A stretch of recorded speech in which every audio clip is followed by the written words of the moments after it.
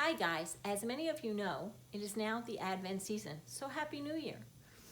We are going to read a different story every night, so those of you who would like to join us can come on every night at 7 p.m. to see what story we have. Tonight, it's called Santa's Prayer.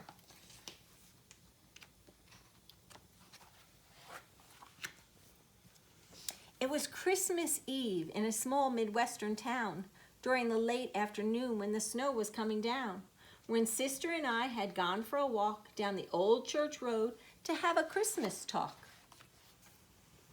We wondered aloud about reindeers and elves, about candy-filled stockings and presents for ourselves. We talked about getting our wish list of toys, about dear old Santa and the focus of our joys. When at the church, we saw a flash of red, of a figure going inside with white hair on his head. We knew in an instant that it must be the old man himself, Mr. Kris Kringle, the jolly old elf. So we snuck in behind him to see what he would do, and we watched and we listened while we couched behind the pew. He stood there for a moment, and so quiet all the while, he took off his hat and started down the aisle.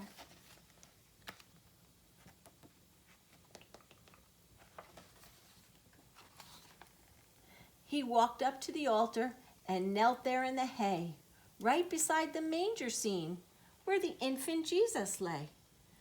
He bowed his whiskered face and closed his twinkling eyes, and he began to speak, and much to our surprise, he prayed to baby Jesus in a voice so soft and clear. So Sister and I moved closer to make sure that we could hear. He said, "Dear Jesus, thank you. Thank you for this night. Thank you, you who are and you who are the Christmas light. I come to you this Christmas with a concern on my mind, a concern for all the children and what they expect to find. When tomorrow morning comes and the gifts are handed out, will they still remember what Christmas is all about?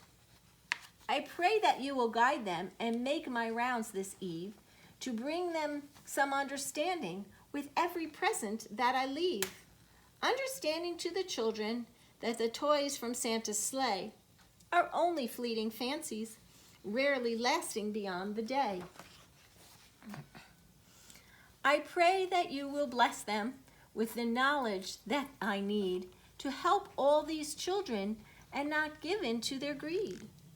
To recognize that Christmas is not all about me or pretty wrapped presents, packages placed beneath the tree. I pray that they'll remember that you're the inspiration, the true reason for the season, the Christmas celebration. You're the star of the Christmas time and should be throughout the year. You're the one who deserves the praise, not old Santa here. I am just your servant, helping however I can to remind all the children of the gift you gave as man.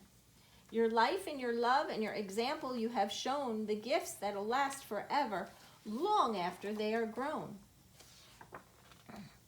So help me, dear Lord. Help me to make it clear to all the world's children that you are the focus here. I pray that they'll be thankful and feel your love within and share the joy of Christmas and let the hope spring forth again." It was then that Santa paused and grew silent for a time when suddenly from above we heard the church bells chime. Taking a deep breath, Santa raised his burly head, ending his humble prayer, and this is what he said. "Well, dear Jesus, it is time old Santa must now depart, but I'll be thinking of you always, and I'll keep you in my heart." Then opening his eyes, Santa rose to his feet, and with a glow on his face, he walked to the street. Sister and I stood silently, watching him leave in awe, and then we turned the manger scene when Jesus lay in straw.